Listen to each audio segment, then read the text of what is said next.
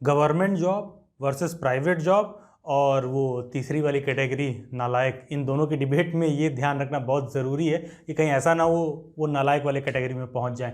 हम इस डिबेट में नहीं जाएंगे कि गवर्नमेंट जॉब अच्छा है कि प्राइवेट। इस पे तो यूट्यूब पर ऑलरेडी 50 वीडियो होगा और 500 लोग जो एक दूसरे को जानते भी नहीं है कमेंट करके लड़ रहे होंगे कि तुम गवर्नमेंट में इसलिए जाना चाहते हो क्योंकि तुम काम नहीं करना चाहते हो। प्राइवेट वाला कहेगा कि हम टैक्स ज़्यादा देते हैं, हम वर्केहोलिक हैं, हम अपने प्रोफेशन, अपने काम और हर चीज़ को लेकर ऑनेस्ट हैं, इसलिए हम प्राइवेट में करना चाहते हैं और स्कोप बहुत ज़्यादा है।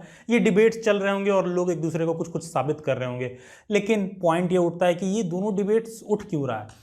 कहीं ना तो कहीं बुनियादी बात यही होती है कि जॉब कितना सिक्योर्ड है। जितने मेरे वेबिनार, मीटिंग या स्टूडेंट से मेरा इंटरेक्शन रहा है, आज का यूथ ऐसा नहीं है कि काम करने से कोई बहुत ज़्यादा परहेज कर रहा है या पीछे हटता है, उसको जॉब सिक्योरिटी का कंसर्न होता है। तो सबसे बड़ा सवाल ये उठता है कि जॉब कितना सिक्योर्ड है। तो as far as government job concern है, no doubt government job secured तो है ही। क्यों? क्योंकि उसमें आपको इजीली फायर नहीं किया जा सकता है जॉब से। लेकिन as far as private job उठता है सवाल कि क्या प्राइवेट जॉब सिक्योर्ड नहीं है क्या? फिर देखिए, सबसे पहला पॉइंट तो यहाँ पर ये है कि आप प्राइवेट जॉब से क्या समझते हो। प्राइवेट काम बहुत अलग अलग तरीके का होता है। क्या जो मेरे घर पर मेड आती है, क्या वो प्राइवेट जॉब में है? क्या जो मेरा घर बन रहा है, बाहर जो लेबर काम कर रहा है, क्या वो प्राइवेट जॉब में है? क्या किसी ऑफिस में कोई हेल्प डेस्क पर काम कर रहा है, क्या वो प्राइवेट जॉब में है? और मोस्ट इंपॉर्टेंटली, जो प्राइम मिनिस्टर ने कहा कि उनके ऑफिस के बाहर पकोड़ा बेचने वाला व्यक्ति भी एम्प्लॉयड है, तो उस पर इकोनॉमिस्टों ने, अर्थशास्त्रियों ने ये कहा कि नहीं सर, वो रेगुलर ऑर्गेनाइज्ड जॉब में नहीं आता है। तो प्राइवेट जॉब के भी बहुत प्रारूप हैं।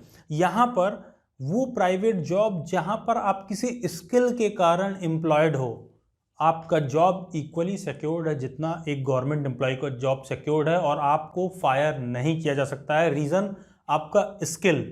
प्राइवेट में दो तरह के लोग होते हैं। एक तो वो जो बॉस से छुपते हैं कि अरे यार कहीं देख ना ले बॉस, पता नहीं क्या पूछ देगा। और दूसरे वो जिन उनका एम्प्लॉयर होता है, उनका बॉस होता है, अपने एम्प्लॉय के पीछे पीछे लगा रहता है कि भाई ये कहीं छोड़ के किसी और कंपनी में ना चला जाए। फॉर एग्जाम्पल, जॉब वो जो स्किल बेस्ड जॉब होते हैं वो क्या है? फॉर एग्जाम्पल देखो, मैं टीचर हूँ, मैं हिस्ट्री वगैरह कितना भी अच्छा पढ़ा लूँ, सोशल साइंस कितना भी अच्छा कर लूँ, लेकिन अगर आज मेरे को टीसीएस वाले हायर कर लें कि अभिलाष सर मैं आपको महीने का 5 लाख रुपए दूंगा, टीसीएस ने मान लो मुझे हायर कर लिया और वो वहाँ ले आके मुझे कोडिंग करा रहे हैं। अब मैं कितना भी अच्छा पढ़ाऊँ, कितना भी टैलेंटेड इंटेलिजेंट आदमी हूँ, मैं वहाँ पर किसी काम का नहीं हूँ, मैं वर्थलेस हूँ वहाँ पर। तो कहने के सेंस है वो जॉब मेरे स्किल के हिसाब से नहीं है, तो वहां पर मुझे कभी भी फायर किया जा सकता है। लेकिन किसी को कोडिंग आती है, कोई टेकी है, सॉफ्टवेयर वाला बंदा है जिसको पूरा उस फील्ड का अच्छा खासा नॉलेज है, तो उसको कल को टीसीएस फायर कर दे तो वो विप्रो में काम करता हुआ मिलेगा, इन्फोसिस में काम करता हुआ मिलेगा। ज्यादा से ज्यादा 1 महीने का उसकी लाइफ में टर्मोइल आ सकता है, ज्यादा से ज्यादा जॉब चेंज में। तो उसका जॉब सिक्योर्ड है। क्यों? क्योंकि वो स्किल बेस्ड एम्प्लॉयड है, उसको स्किल है, टैलेंट है अपने फील्ड का, तो वो हमेशा एम्प्लॉयड है। अब जैसे मैं टीचिंग वाले फील्ड से आता हूं, अब मैं टीचिंग के बारे में बात करूं और मैं खुद डेली बाइट्स प्लेटफॉर्म के बारे में बात करूं। अगर मैं डेली बाइट्स के क्रिएटर हूं, मेरे साथ मेरे अंडर में 5 फैकल्टीज काम करते हैं।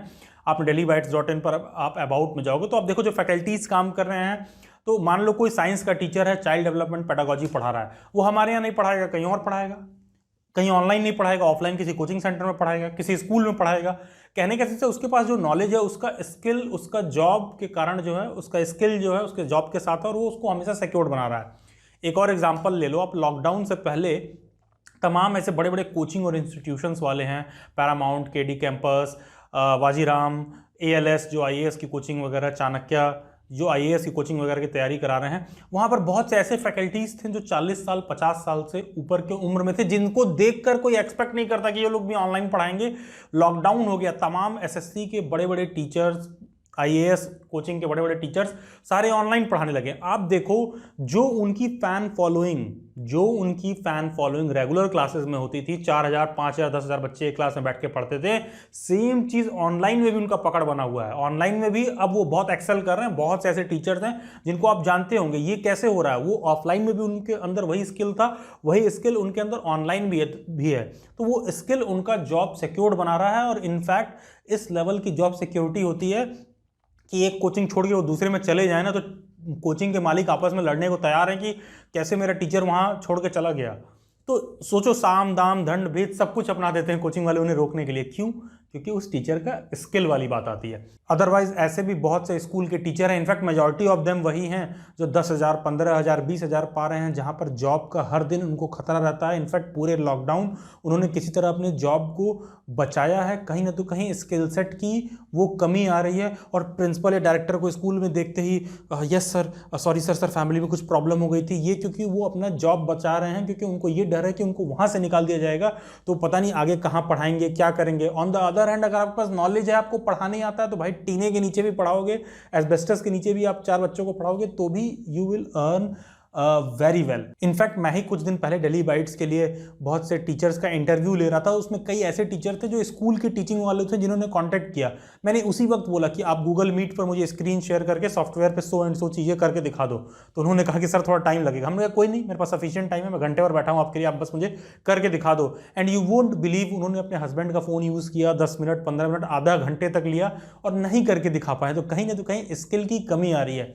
सेम चीज़ आप देखेंगे सॉफ्टवेयर वाले में प्रॉब्लम हो रहा है। यंगस्टर्स के साथ क्या हो रहा है, नॉलेज नहीं रह रहा है, तो इंटर्नशिप के नाम पे उनको हायर कर लिया जा रहा है, और इंटर्नशिप में करवा आपसे काम, लिटरली बता रहा हूँ, एकदम लेबर जैसा काम करवा रहे हैं। अब ऑब्वियसली सॉफ्टवेयर के ऑफिस में लेबर का काम मतलब वहाँ गिट्टी पत्थर नहीं जोड़ना है तुम्हें, लेकिन वहाँ काम एकदम लेबर की तरह करा रहे हैं। बस डिफरेंस इतना है कि व्हाइट कॉलर में बैठे हो तो इंटर्नशिप कहे जा रहे हो, और वही जो घर के बाहर काम कर रहा है वो भी मजदूरी कर रहा है, उसका कपड़ा खराब है, वो एक अजीब सा दिख रहा है, और हो सकता है उसकी सैलरी ज़्यादा हो सकता है उसकी सैलरी ज़्यादा हो, क्योंकि 90% इंटर्नशिप्स फ्री हैं सॉफ्टवेयर कंपनी में 6-6 महीने सिखाने के नाम पे। तो वहाँ व्यक्ति, एक जो यंगस्टर है जो नया जॉब के लिए अप्लाई कर रहा है, वो लेबर ही बना हुआ है। इसी टीचिंग वाले फील्ड में बहुत से लोग ग्रेजुएशन बीएड करके तुरंत निकल रहे हैं, तो कहीं ना तो कहीं डिग्री ले लिया, फिर स्किल की कमी हो रही है, तो जॉब का प्रॉब्लम वहीं पर हो रहा है। अदरवाइज प्राइवेट जॉब भी स्किल के हिसाब से देखा जाए तो इक्वली सिक्योर्ड है।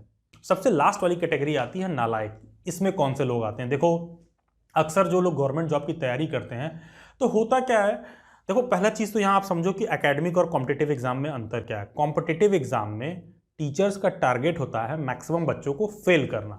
जब एकेडमिक एग्जाम होता है तो वहाँ पर टीचर्स का टारगेट होता है मैक्सिमम बच्चों को पास करना। For example 10th, 12th, graduation, PG आपने कंप्लीट किया, तो वहाँ पर क्या है, उन सभी कोर्सेज में मेजॉरिटी ऑफ द बच्चे पास हो जाते हैं। गिनती के 1-2 बच्चे फेल होते हैं बोर्ड के एग्जाम में, आप अपने बैच में आपने बात नोटिस किया होगा। लेकिन जब कॉम्पिटिटिव एग्जाम आता है, 100 बच्चे पेपर देते हैं तो 98 फेल होते हैं और 2 पास होते हैं। तो कॉम्पिटिटिव एग्जाम में टीचर्स का टारगेट रहता है मैक्सिमम बच्चों को फेल करना, और सिर्फ जो रिक्वायर्ड नंबर ऑफ सीट है उतने को ही फिल करना।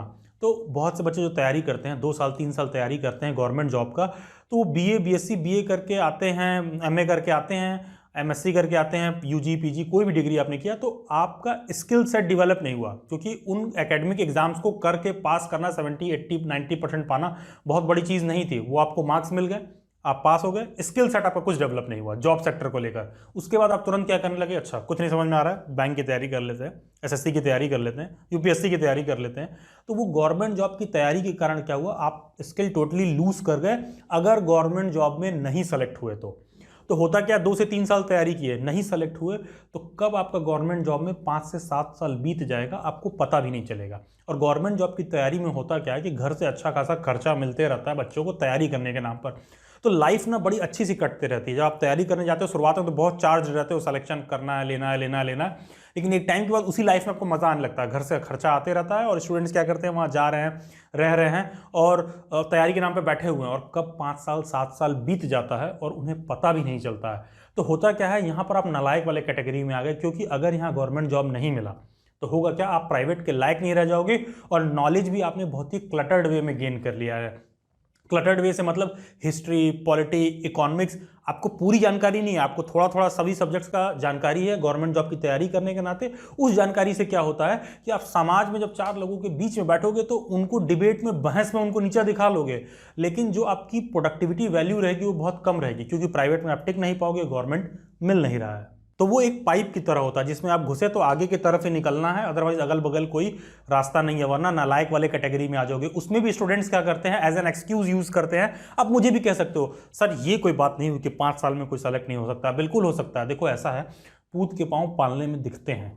बहुत से ऐसे बच्चे हैं जो कॉम्पिटिटिव एग्जाम की तैयारी करते हैं, तो पता चलेगा एसएससी में प्री भी 5 नंबर से क्वालिफाई कर रहे हैं, और वो कह रहे हैं कि फला भैया थे, संदीप भैया तो 5 साल से तैयारी कर रहे थे, उनका 5 साल बाद सिलेक्शन हो गया।